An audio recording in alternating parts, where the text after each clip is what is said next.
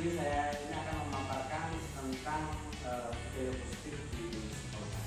Sekali lagi saya bukan menjadi Pak Guru ya, studio ya. Jadi istilahnya kayaknya sharing. Ini sharing saya mempelajari modul ini dan saya sharingkan kepada Bapak Ibu guru. Mungkin apabila nanti dalam pemaparan ini ada kurang jelasan di akhir sesi ini, nanti kita bisa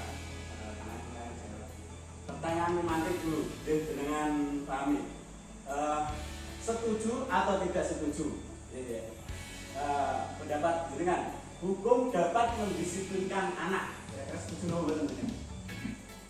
Hukuman dapat mendisiplinkan anak. Setuju atau betul? Setuju. Yang kedua, pemberian hukuman dengan hal positif seperti membaca atau membersihkan halaman sekolah dapat meningkatkan disiplin anak. Sangat setuju. Sangat setuju. Yang ketiga, memberi penghargaan dapat meningkatkan motivasi belajar anak. Setuju. Jawaban jenengan sak dulu. Dengan simpan saya dengan lihat nanti setelah saya memaparkan nanti bisa disampaikan. Ada beberapa topik nanti yang kita pelajari dalam sesi ini, yaitu tentang disiplin positif dan nilai-nilai kebijakan universal. Jadi nilai-nilai kebijakan yang nanti kita tuju untuk peserta didik kita ke depannya. Terus yang kedua adalah teori motivasi, hukuman dan penghargaan serta restitusi. Nanti kita jelaskan. Terus yang ketiga keyakinan kelas. Yang keempat adalah kebutuhan dasar manusia dan dunia berkualitas. Yang kelima adalah restitusi, 5 posisi kontrol dan 6 restitusi segitiga restitusi. Next, yang pertama adalah disiplin positif dan nilai-nilai kebajikan universal, paradigma perubahan. Jadi ada sesuatu hal yang berubah dalam dunia pendidikan. Nah, ini adalah kegiatan kepala tangan. Sobeklah secara kertas kecil, tuliskan benda atau sesuatu yang sangat berharga untuk Anda. Teman Anda B akan mencoba dengan sekuat tenaga dengan berbagai cara untuk meminta Anda memberikan benda tersebut. B bisa membujuk, mengancam, menghardik, merayu, menyulap apa saja agar dapat membuka kepalan tangan tersebut.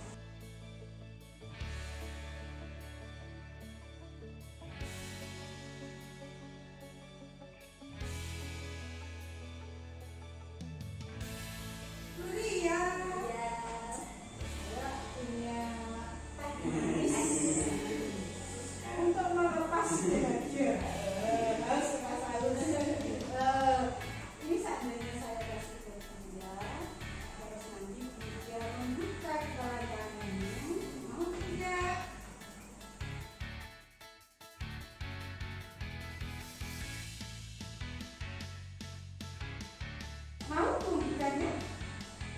Saya penasaran dulu merahnya itu seperti apa.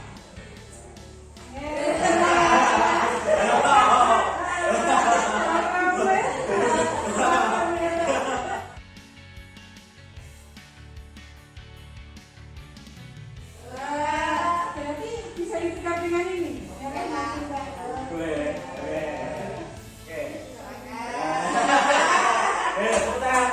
Ria dan Ria dengan kembali.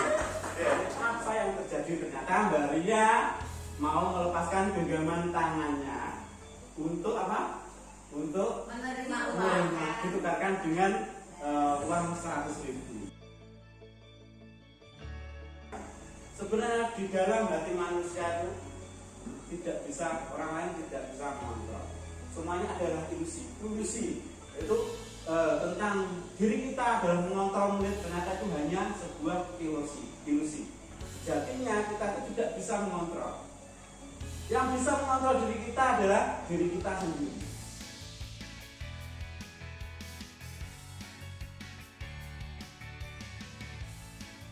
Teori kontrol pilihan. Dari yang pertama awal tadi jenengan kan sudah mengatakan hukuman itu sangat bermanfaat bagi disiplin. Terus yang tadi Buya dan Cinta sudah mengatakan kira-kira nanti cocok apa tidak?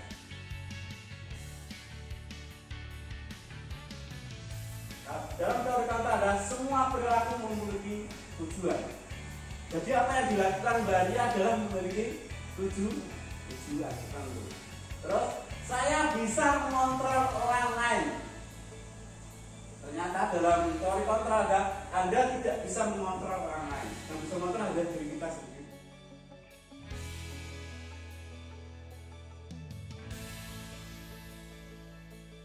Kalau yang teori kontra adalah model berpikir menang-menang. Dua-duanya mendapatkan kemenangan. Terus next. Nah, ini peta konsep. Peta konsep tentang teori kontrol dari Dr. William. Ada 4 pokok pemikirannya adalah Anda tidak bisa mengontrol orang lain, hanya Anda yang bisa mengontrol diri Anda sendiri. Terus semua perilaku memiliki tujuan. Terus model berpikir menang-menang dan realitas kebutuhan. Nah, semua ini nanti terkait. Ternyata pikiran disiplin kalau jenengan berpikir itu apa? Coba ini. Kalau disiplin tertib, rapi, bersih, pokoknya semua sesuai dengan apa? Ternyata itu awalnya bukan itu. Nah, itu berasal dari kata artinya adalah belajar. Makna awalnya adalah belajar. Selama dia melakukan kesalahan itu bisa menjadikan mereka untuk belajar introspeksi diri. Nah, terus yang terakhir, poin terakhir, namun dalam budaya kita makna kata disiplin telah berubah menjadi sesuatu yang dilakukan seseorang pada orang lain untuk mendapatkan kepatuhan. Ini nilai kebijakan universal. Nah, yang kita tuju di Indonesia ini adalah kurikulum merdeka dan dimensinya adalah ini, yang paling bawah sendiri ya. Nilai kebajikan yang dicapai oleh anak Indonesia dikenal dengan profil pelajar Pancasila. Itu bagaimana tentang Tuhan Yang Maha Esa dan beragama mandiri, benar kritis, berpikir binatang global, bertoleran dan kasih. Ini tujuannya yang kita akan capai untuk menciptakan strategi dengan profil pelajar Pancasila. Next, ini kita masuk ke sini. Nanti satu-satu nanti jenengan akan terbuka ya. Dan teori motivasi, hukuman dan perhargaan serta restitusi. Next.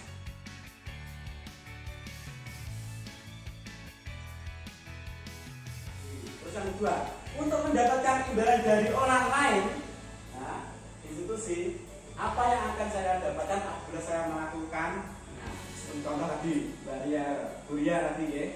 Jadi ini termasuk motivasi eksternal dari luar, karena itu ruang dia melepaskan apa yang harusnya dia berikan. Nah, paling bawah sendiri kita tuju untuk murid di masa depan adalah motivasi yang timbul dari internal untuk menghargai diri sendiri. Jadi punya prinsip, punya integritas itu yang punya karakter yang kuat, itu yang dari tujuan kita sebagai guru untuk mereka. Dengan arti merdeka dari dulu Gajah Dewantara sudah memikirkan lagi. Nah, menurut Gajah Dewantara, merdeka itu artinya tidak hanya terlepas dari perintah, akan tetapi juga cakap buat memerintah diri sendiri. Lagi-lagi Gajah Dewantara itu menekankan ada perubahan itu mengontrol dalam dirinya. Bahwa penghargaan berlaku sama dengan hukuman. Ternyata kita waktu memberikan hadiah itu berlaku sama dengan hukuman. Dalam arti atau meminta atau membujuk seseorang melakukan sesuatu untuk memenuhi tujuan tertentu dari orang yang meminta atau membujuk. Dorongannya eksternal. Nah, kan ada faktor ketergantungan, itu maksudnya. Maka di guru-guru merdeka tidak disarankan untuk memberikan hadiah atau memberikan antar murid. Karena apa? Itu berpengaruh ketergantungan. Dia pandai itu dia mendapat nilai 1 itu karena penghargaan, ada mengingat sesuatu. Jadi sekali lagi itulah dari faktor eksternal. Jika dia tidak menerima penghargaan, maka dia akan tidak belajar. Dan merusak hubungan.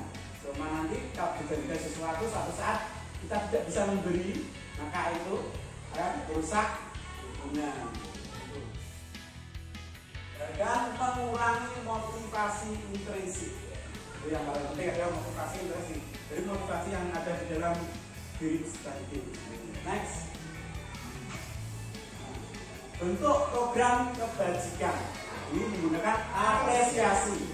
Jadi bukan lagi sebuah barang, sebuah benda, hanya kata-kata stimulus atau secara psikologi itu akan merubah pandangan dari seperti ini. Contohnya, beri pengakuan secara khusus. Jadi secara khusus. Yang kedua, beri pengakuan secara pribadi.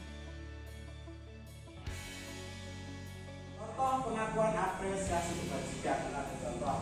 Juga kemarin saya perhatikan, karena lanjutkan dengan nilai kebajikan. Rasa empati ini besar sekali. Situasinya pada apa? Pada saat menolong murid baru dan pramuka. Ini adalah apresiasi, itu apresiasi kita. Hanya sebuah kalimat. Kita menghukum apa? Konsekuensi. Konsekuensi. Ingat ya. Terus lari mengelilingi lapangan basket 2 kali karena terlambat hadir sekolah. Konsekuensi. Murid diminta untuk push up 15 kali karena tidak menggunakan masker ke sekolah. Konsekuensi. Mengganti kertas tugas teman yang telah dicoret-coret. Konsekuensi. Membersihkan tumpahan air di meja tulis karena tersenggol pada saat belajar. Konsekuensi. Murid disuruh mengenakan sepatu seharian di sekolah karena tidak mengenakan sepatu hitam. Konsekuensi. Terus lari mengelilingi lapangan basket 2 kali karena terlambat 10 menit. Konsekuensi. Coba kita lihat enggak next. Data ini.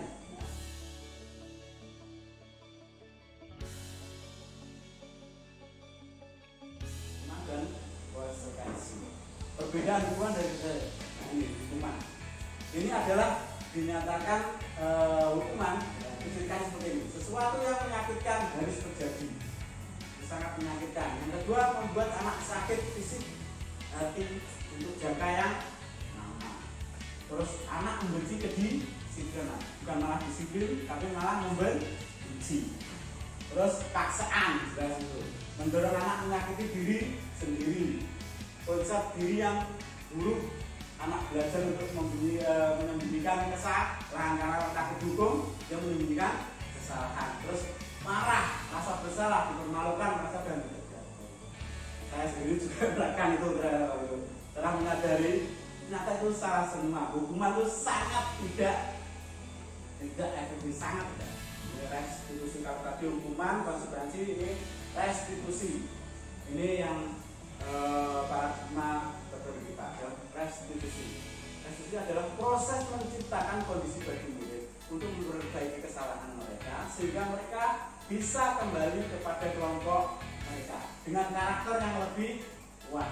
Restitusi juga merupakan proses kolaboratif yang mengajarkan murid untuk mencari solusi untuk masalah mereka dan membantu murid berpikir tentang orang seperti apa yang mereka inginkan atau menjadi tujuan dunia dan bagaimana mereka harus memperlakukan orang lain. Next. Akhirnya kita bisa mengatakan ternyata hukuman itu adalah identitas belajar. Identitas di sini bukan untuk menebus kesalahan, namun untuk belajar dari kesalahan. Tidak langsung hukum, belajar sendiri berbagai kesalahan. Terus dua, memperbaiki hubungan. Kalau kita menghukum itu, guru kita galak, itu menjadi anak itu takut kepada kita. Memang kelihatan disiplin, tapi dia itu tidak menyukai itu, hanya takut dan menyukai. Terus tawaran bukan paksaan, tapi menawarkan. Dan itu untuk melihat ke dalam diri, untuk mengintrospeksi dirinya sendiri, maksudnya dalam hati besar itu sendiri.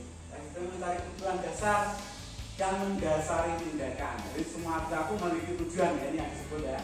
Dan itu mencari kebutuhan dasar yang mendasari tindakan. Pasti sesuatu itu terjadi karena suatu alasan. Kita sudah eksekusi, kita masuk ke keyakinan kelas. Bapak Ibu di kelasnya sudah membuat peraturan kelas? Sudah ya? Sudah. Nah, ternyata dalam paradigma baru kita bukan lagi membuat peraturan kelas, tapi keyakinan kelas. Ini dasar dari restitusi. Dasarnya adalah keyakinan kelas. Next. Mengapa tidak peraturan saja? Mengapa harus keyakinan kelas? Kalau kita memiliki peraturan harus menggunakan helm bila mengendari kendaraan roda 2. Kira-kira apa? Mengapa kita memiliki peraturan harus menggunakan helm bila mengendari kendaraan roda 2? Kira-kira itu apa? Mengurangi resiko pada keselamatan. Kira-kira yang jenengan itu suka menggunakan helm atau tidak?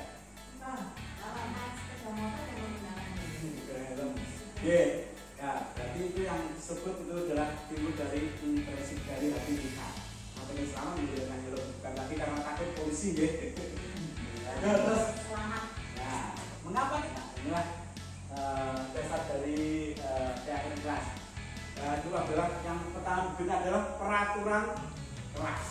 Terus baru membuat keyakinan kelas. Apabila dua ini sudah terbentuk, maka terbentuk juga namanya lingkungan positif.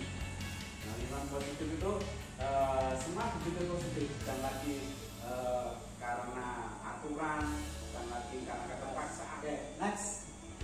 Nah, ini contohnya. Yang mana yang merupakan keyakinan kelas menurut jenengan? Dari dua itu, yang kanan atau yang kiri?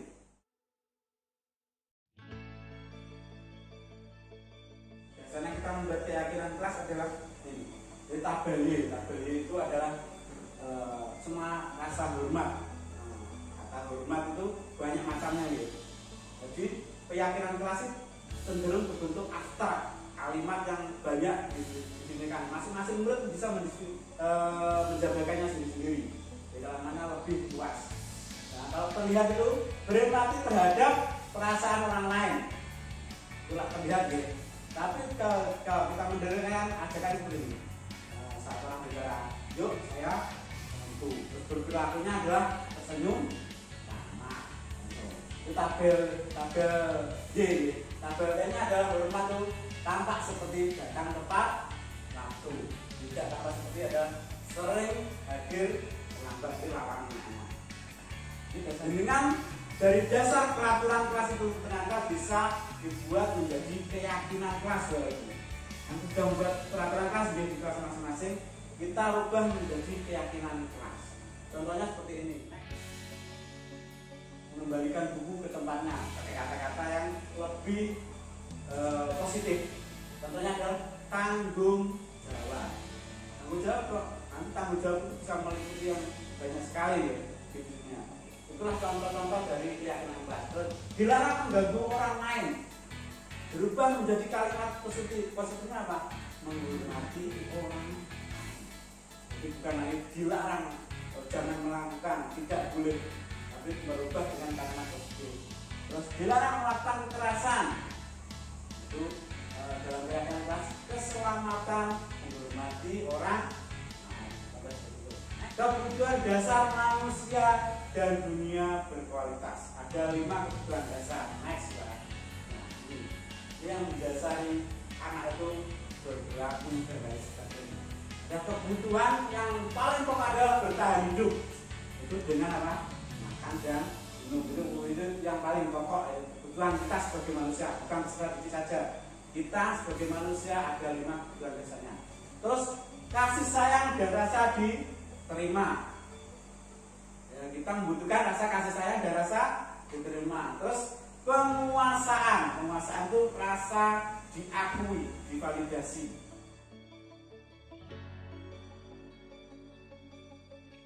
5 posisi kontrol sebagai guru. Yang pertama adalah penghukum. Kita sebagai guru harus menyadari kita masuk posisi kontrol yang mana ya. Ini ada 5 posisi kontrol: penghukum, pembuat rasa bersalah, teman, pemantau, dan manajer. Penghukum dan membuat rasa bersalah itu melakukan identitas gagal atau dianggap itu gagal dalam mendidik. Contohnya, guru berbuat menghardik, menunjuk-nunjuk, menyakiti, menyindir dan sebagainya. Nah, itu yang contoh yang hukum. Yang berbuat rasa bersalah, berceramah dan mengatakan seharusnya ibu bebek, itu membuat rasa bersalah. Ibu sangat kecewa dengan kamu yang sebagainya. Itu namanya membuat rasa bersalah. Nah, identitas sukses yang termasuk identitas sukses, ya itu sebagai teman. Guru berkata, ayo lakukan demi ibu. Seperti keakraban kita dengan temannya itu adalah posisi kontrol sebagai teman. Terus posisi kontrol sebagai pemantau. Pemantau adalah menghitung dan mengukur. Masa kalian terlambat 10 menit, berarti kalian harus ini konsekuensinya. Ya, yang diharapkan ini itu. Nah, posisi yang diharapkan kita sebagai guru yaitu manajer. Itu identitas adalah identitas berhasil atau sukses karena bisa kontrol diri. Ya, guru berbuat mengajukan pertanyaan guru. Terus itu motivasinya. Guru berkata, apa yang kita yakini, apa yang bisa kau kerjakan untuk memperbaiki masalah ini.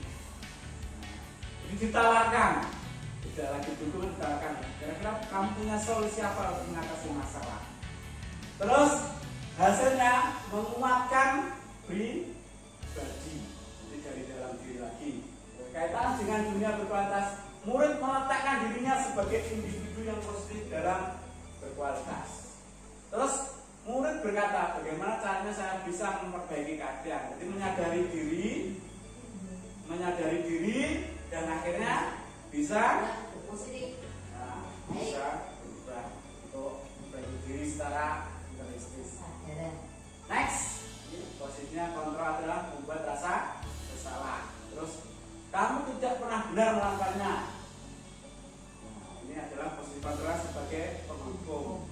Ayo lakukan demi ibu atau bapak sebagai teman. Terus, apa yang kamu mau?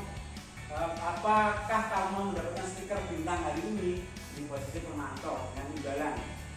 Terus bagaimana bisa menyelesaikan masalah ini? Nah, ini adalah posisi manajer yang kita harapkan.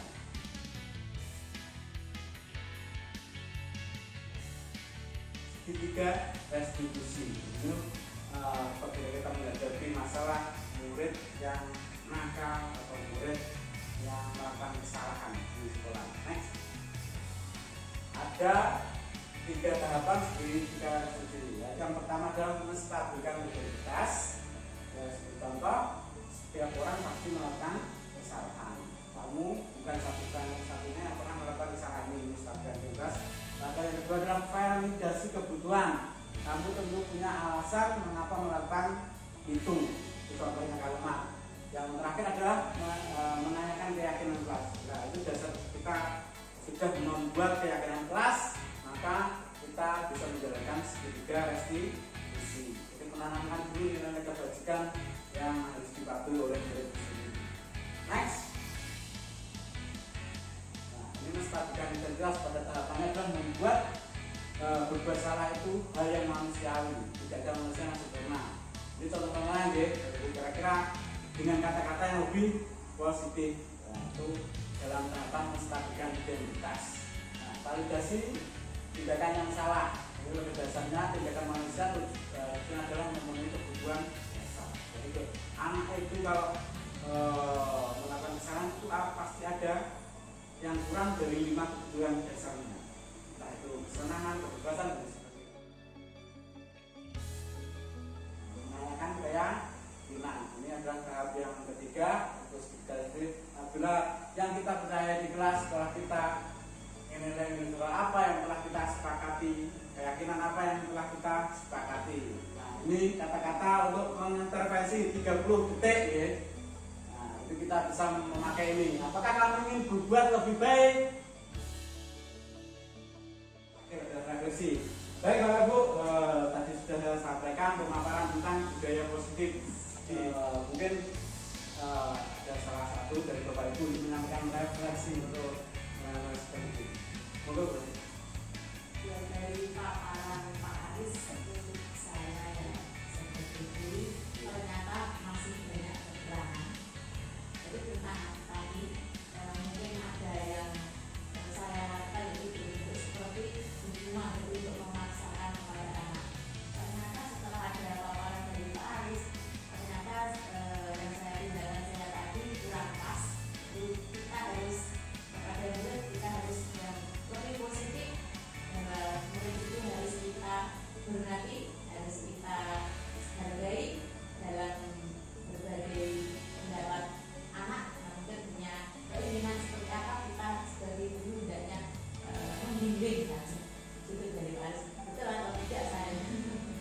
banyak keterangan buat itu apresiasi yang sangat besar. Betul Bu Ani, saya sendiri juga setelah belajar tentang ini sangat merasa bersalah. Apalagi saya adalah seorang guru olahraga di lapangan melihat anak yang berbagai macam tadi yang kita pelajari dengan restitusi itu semua anak-anak menghadapi masalah kita selesaikan dengan juga.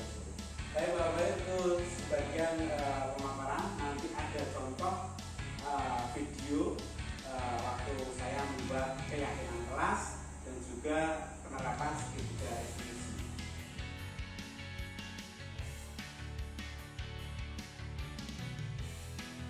Itu yang tahapan pertama. Sebelum itu saya menyampaikan tujuan untuk dari keyakinan kelas itu. Ini anak-anak disuruh mencatat kira-kira apa yang mereka inginkan di kelas sebagai peraturan kelas dulu, tidak langsung sebagai keyakinan kelas. Semua peserta diharapkan bisa menuliskan keinginan mereka.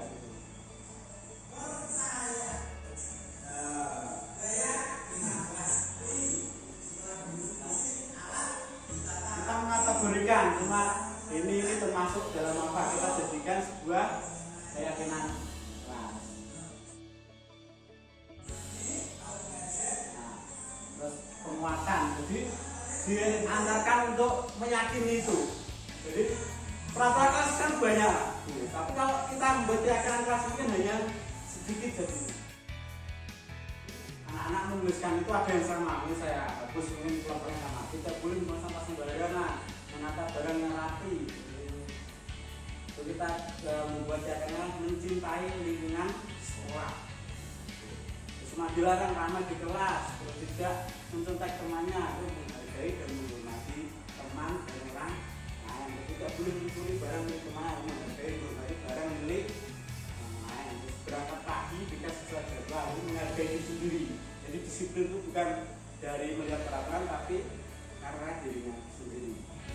Itu untuk yang keyakinan kelas. Yang satunya adalah penerapan segitiga restitusi. Budaya positif, penerapan Contoh kasus keluar tadi kelas 5 di sekolah pada saat pelajaran fisika. Keluar terlihat sedang minta temannya waktu mau bermain basket. Pada saat itu Pak Aris sebagai guru Viola melerai dan menyenangkan Viola, lalu mengajak Viola ke ruang guru. Tidak boleh memarahi di depan teman-temannya, jadi dipanggil secara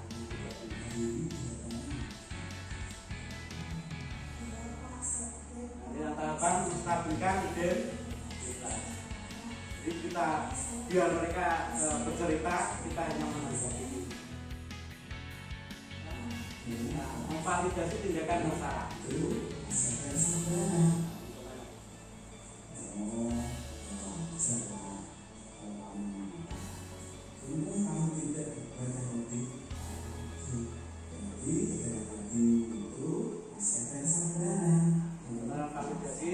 Yang terakhir adalah menanyakan keyakinan kelas, kembali lagi ke keyakinan kelasnya. Menurut kamu, bagaimana rasanya menjadi orang yang dan menghargai orang?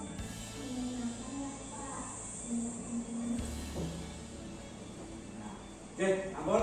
Nah itu contoh keyakinan kelas dan segitiga restitusi yang sudah saya lakukan di sekolah. Baik, terima kasih Bapak Ibu. Mungkin